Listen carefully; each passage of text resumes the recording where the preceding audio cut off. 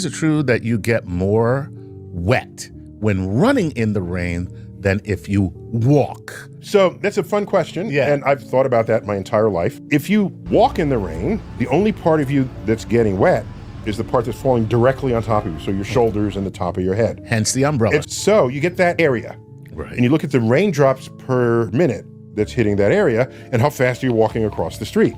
You can calculate that and get a total number of raindrops that you hit if you go slowly. Now, if you run, rain is still going to hit you on your head and shoulders, but for not as long. Right. But now you have your entire surface area of the front of your body that's running into falling raindrops. Right.